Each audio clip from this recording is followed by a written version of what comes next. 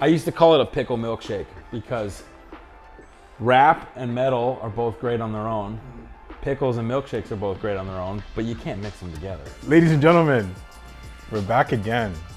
Today I'm here with Chris, and we're here with the legend, the man who has the Town Barber. We're gonna have a great conversation today. Yep. All right, touch me, give me some love. It's great to meet you. It's great to have you here. I never wanted to open a barbershop. I helped a friend, an old friend, open another barbershop, and I didn't even have any intention of barbering. It just kind of came to me. I was touring with bands, and I was like very active in the music community, and then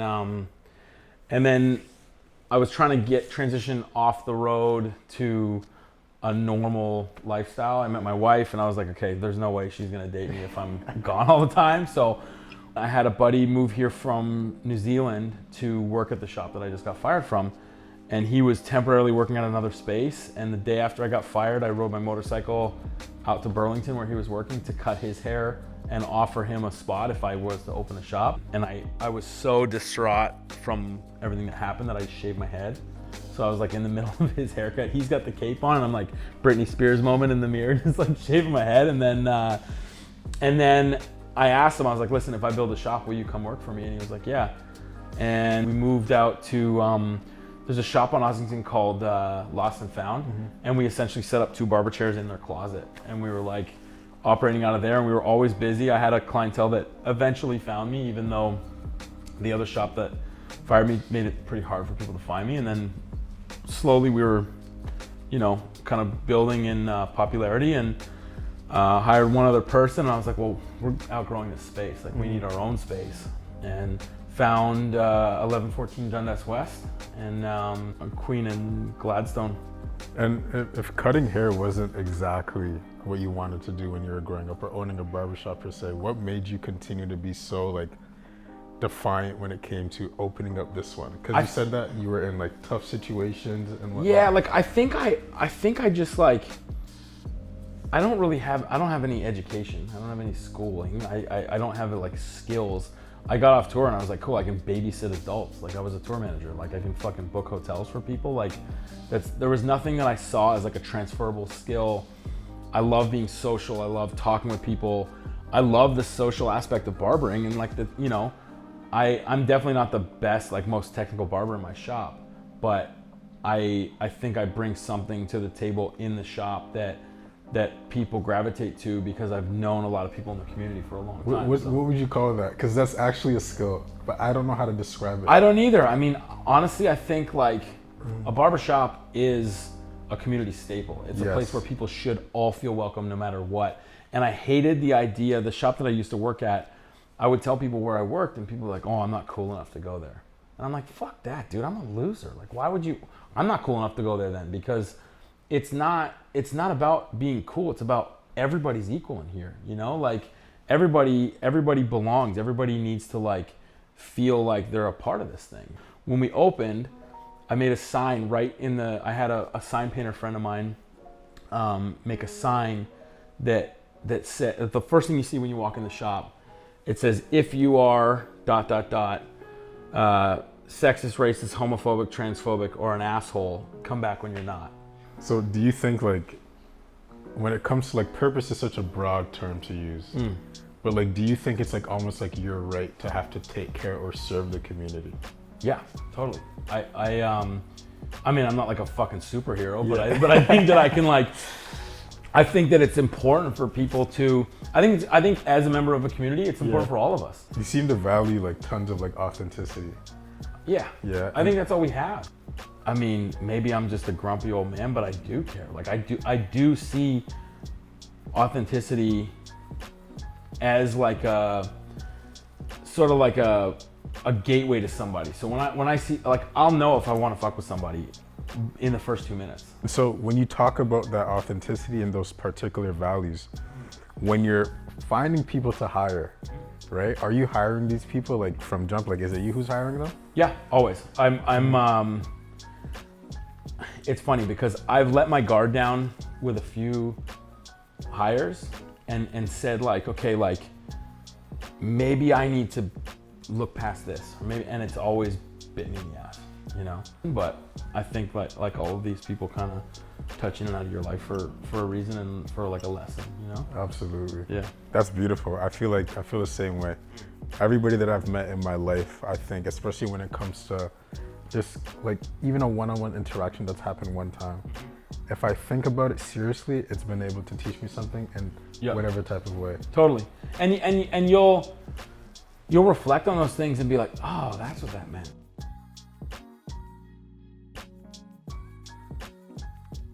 You know, my mom one day was like, my friend saw you high at the grocery store. I was like, what? And she's like, you know, you mooned her or something like that. And I was like, what are you talking about? She's like, my friends saw you, like you and your friends were all really high on drugs. And I thought about it, and I was like, no. Daryl, my buddy Daryl said, if you go moon all those ladies in the cafe, put your bare ass against the window, I'll buy you a box of ice cream sandwiches. So these ladies saw these shithead kids on skateboards, stick my bare ass on the window, and then I'm under a tree like eating a box of ice cream sandwiches. I probably look like I was high. Yeah. And so I was trying to explain that to my mom, like, I'm not an addict, I'm not drunk, I'm just a fucked up teenager. Like that's what we are, you know? And so I think it was hard for, like, generationally, it's weird for me to see what kids are into now. I don't understand why you would want to set up a camera and dance in front of it for 10 seconds. I don't fucking get it. But, you know, if it was the same as me, like, trying to explain what I was into to my parents, you know? So I think that, like, technology and generations are moving so fast and all these things are cyclical. Like, you know, you come in and you're, you know, almost 20 years younger than me. And you're wearing shoes that I was like, I remember when those came out. and like when Jordan retired the first time, when with those are 7s. Yeah. And that shoe to me was like, I played basketball, my cousin worked for the Bulls, like I need to fucking get 7s, you know? And the fact that all of this stuff is cyclical and it all comes back around, it all becomes like a thing again is important, because I need to evolve my thinking and my acceptance too, you know? Anxiety in my generation is the realest thing people go through, right? And so for someone like you who's doing what you're doing right now, how do you manage your anxiety, would you say? We all put up these walls, these barriers, and to make people think that we're something, you know? It's like the filters on Instagram, or like, you know, you show the world your Instagram stories of like, this is what I'm doing, this is what I'm eating, and really you're fucked. You're like hurting inside, or you're, you know, I've had a reputation for being a tough guy. Yeah. Like I punched a lot of people in the face, and I had a lot of, like, you know, violent things happen and whatever. But I'm a really emotional dude, and I'm a really like soft guy, and I just look like this hard fucking dumb gorilla. And I think that, like, trying to, like, find that balance of, like, your authentic self and, like, what you're portraying. I haven't tried to portray that. I just didn't put up with bullshit. So I wasn't trying to be the punchy guy.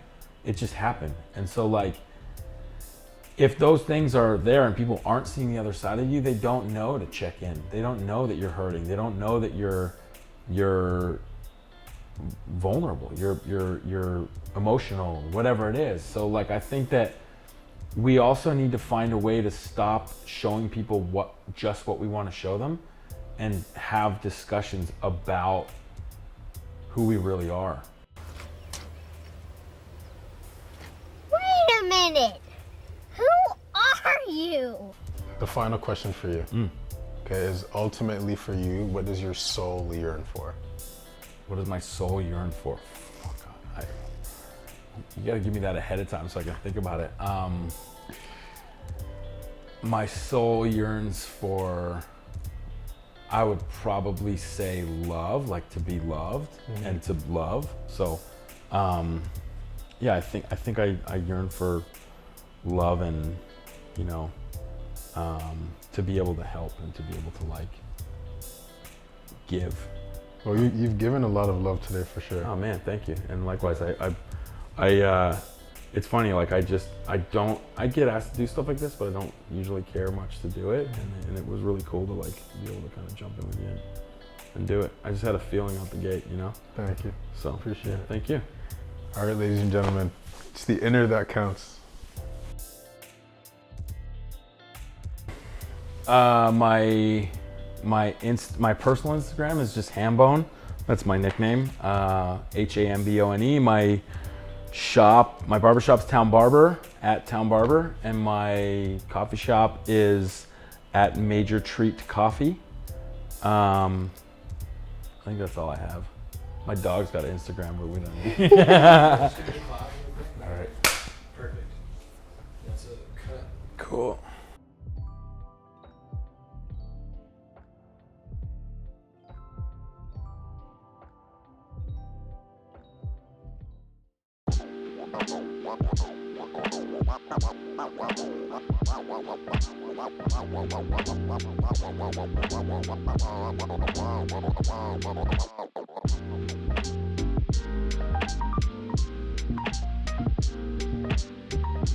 What makes you so dedicated to like helping other people? Because with all the stuff you've learned, you could have easily just, told your friends, your family, but you're trying to help everyone.